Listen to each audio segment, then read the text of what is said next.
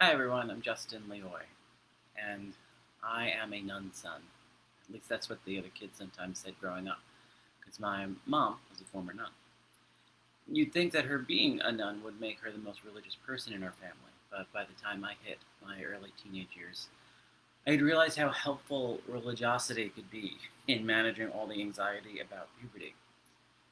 I was the sixth grade kid that made the other kids give me 10 cents every time they said a curse word, and I promptly put that in the poor box. I went to confession sometimes weekly. There were rights and there were wrongs, and if you strayed too far into the wrong, I was going to hell, and I wanted to avoid that at all costs. So either or black and white thinking was, to me, the most effective means of keeping my life on track. Here's the thing, though, when it came to religion, I knew and believed all rules of Catholicism, but I never really took in any of the spirituality.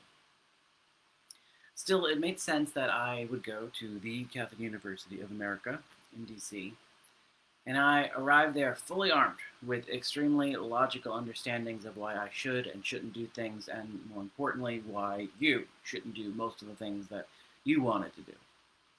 And most of these things revolved around sex. I had a well formed argument against abortion, which, all 18-year-old boys have a right to have. I understood the reasons why no one should have sex before they were married, all that stuff. I got all the rules down. Early on in school, I became friends though with Henry. Henry and I were in the same dorm. We had friends in similar circles, and by sophomore year, we decided to room together. And this was great. And I also thought that having him as my friend showed how progressive I was, because Henry was gay. And since Henry had come out early first year, he'd become really active in the LGBT group on campus, and he was involved in AIDS activism. This was in the mid 90s. It was October, and we were in our dorm room on a Saturday. It's fairly dark in the room. It was one of the few room disagreements we had. I always wanted the shades open as early as possible in the morning, but all the regular roommate stuff like keeping the sink clean, who's using whose space, that wasn't something we argued about all that often. It was a nice fall day in DC, and I didn't have any plans, and Henry said, almost as an aside, said that he wanted to give me a purple ribbon to wear for National Coming Out Day, in support as an ally. And he said it so matter-of-factly that I realized I actually was a little shocked, because clearly Henry and I had never had a conversation. So I took a moment and said, Henry, I love you very much, but I totally disagree with your lifestyle. And from my either or way of thinking, I considered this to be tolerance. His face moved from what happens when you think you're having a normal conversation and suddenly, like, an elephant takes a dump on you. He grabbed his coat really forcefully and just left the room, and I was stunned. I called another friend who thought like I did. I had all my beliefs and actions confirmed, and I waited for him to come back, which he did, and he said, we have to talk. He said, I'm trying to understand why you would want to be my friend, be my roommate, when you think what you do. And he reminded me of an incident that had happened earlier that year. He had put up this sticker on our door that said, years from now, your children will ask what you did to end AIDS. And pretty soon after that, a hate group on campus had defaced it. And this was a horrible time, particularly for Henry. He was angry, he was scared. It was really, really terrible. And in this moment, he was remembering how supportive I was of him during that time, and he couldn't put together my actions then and what I had said today, and believed all along. And all our talking, we didn't come to any conclusion at that moment, but for some reason, he didn't ask me to change rooms or anything like that. Well, this moment stayed with me and continued to eat at me, because it really held up this mirror to a version of myself that I really just didn't want to look at.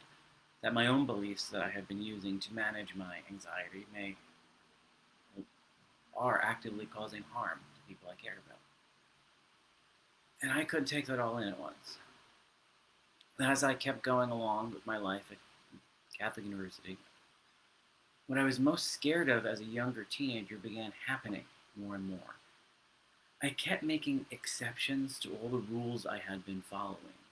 This happened with gay friends, but also with friends who had abortions, people who got divorced and remarried. These rules only made sense from an abstract point of view, and relationships began to matter a lot more than the rules. Years later, I was at Henry's wedding. I believe I was the only alum from Catholic U there. And his mom came up to me. She herself was an ex-nun, which is something that he and I had bonded on early on. And she said to me, I have 6 sons. She was Irish Catholic. I have 6 sons, and all of them are now married. But I finally have my first son-in-law. And it brought me right back to that October sophomore year. Watching this ex-nun find such joy in that. I was so glad that Henry hadn't kicked me out of his life. Something I would fully support anyone doing these days. People who are oppressed shouldn't be made to educate or live with someone who said what I did. I also know that I could easily have become one of those guys who write hate speech on people's doors or worse. I was so worried for so long that making exceptions for my values would mean I was living some kind of arbitrary existence.